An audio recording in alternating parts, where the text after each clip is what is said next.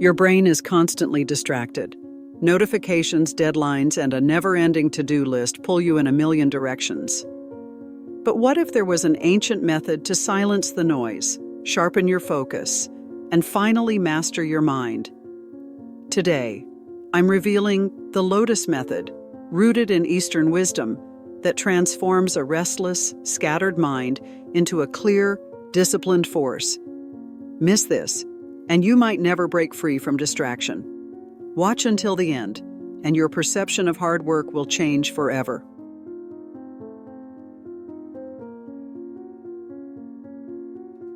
Gohan is full of potential, just like you. He has big dreams to get fit, excel in his career, and improve his personal life. But every time he tries to act, something holds him back. He's not lazy. He consumes motivational videos, reads self-improvement books, and listens to inspiring podcasts. Yet, when it's time to take action, his mind resists. Instead of working on his goals, he finds himself mindlessly scrolling through his phone. His brain craves comfort and easy distractions. Every challenging task feels overwhelming, so he postpones it, hoping for a better moment. But that moment never comes. He's caught in a cycle of procrastination, frustration, and self-doubt. The worst part? He knows exactly what's happening but feels powerless to stop it. This isn't just Gohan's struggle. This is human nature. The mind avoids discomfort and clings to what's familiar. Ancient wisdom compares the mind to a wild monkey, constantly jumping from thought to thought, resisting discipline. The Buddha once said, "Your worst enemy cannot harm you as much as your own unguarded thoughts." The ancient monks understood this mental resistance and developed a method to master it. Instead of fighting the mind, they tamed it. This is the foundation of the Lotus Method. To truly break free from this cycle, Gohan had to analyze his behaviors deeply. He began tracking his daily habits, noting when and why he procrastinated. The insights were eye-opening. He realized that his avoidance was often triggered by fear of failure, fear of judgment, and even fear of success. By facing these fears and identifying their root causes, he started dismantling his own resistance.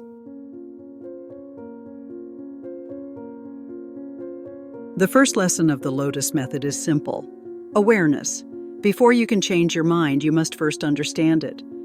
Your mind isn't your enemy. It's wired for survival. It resists discomfort because it associates challenges with danger.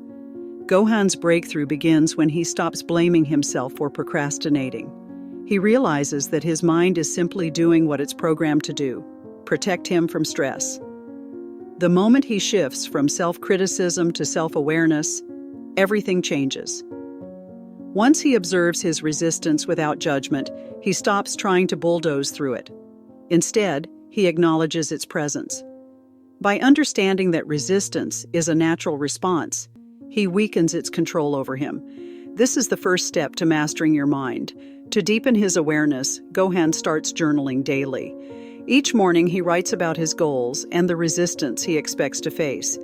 In the evening, he reflects on how his mind responded throughout the day. This habit helps him become more conscious of his thought patterns, making it easier to counteract procrastination.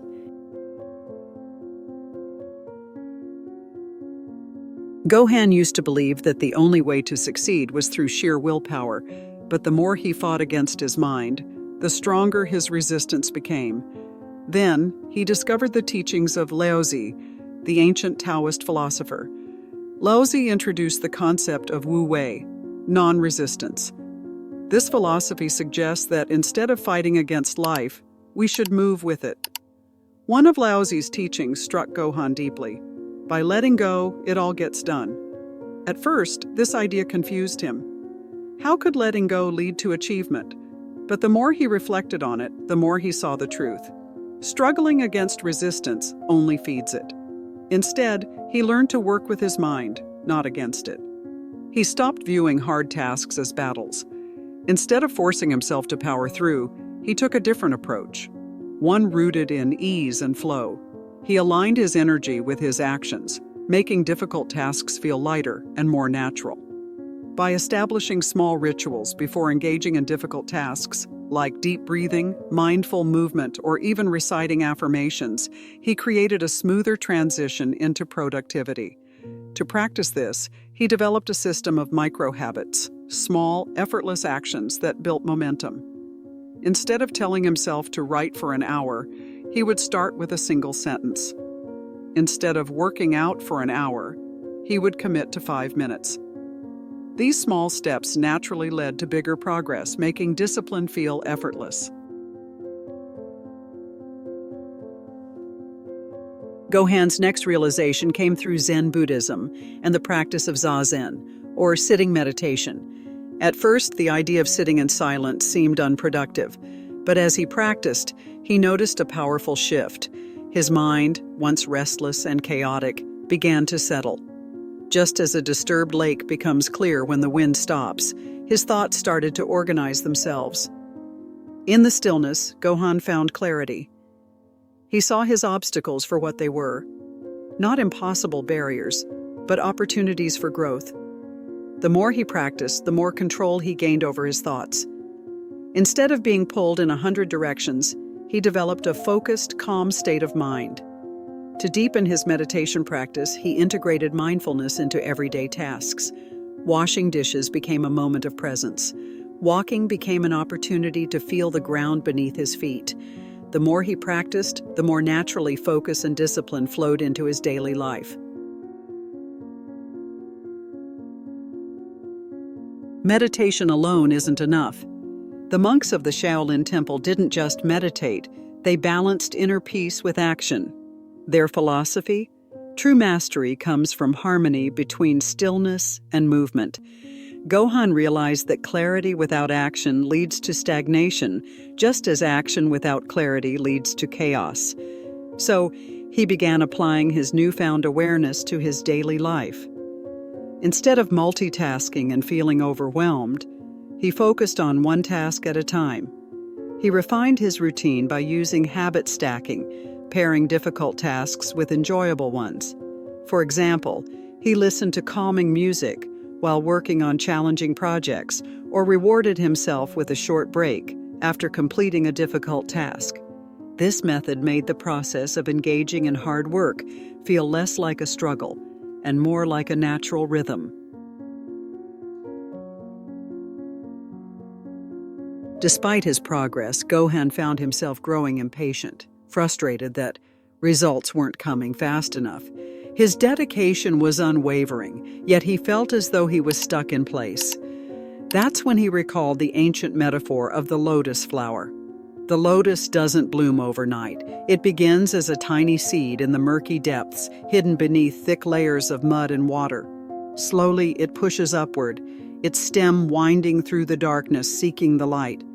It doesn't rush, nor does it resist the struggle. It simply trusts the process. This realization was profound for Gohan. Success and personal growth mirror the journey of the lotus. There are times of darkness, difficulty, and uncertainty, but these are all necessary parts of transformation. Impatience, he realized, was like trying to force a flower to bloom before its time. The moment he released his need for instant gratification, he felt a deep sense of peace. He finally understood the key to doing hard things isn't force. It's patience, trust, and the discipline to keep moving forward, even when progress isn't immediately visible. His mindset shifted. Instead of chasing quick results, he embraced the journey, knowing that true success comes to those who persist with faith and determination. Now take a moment to reflect.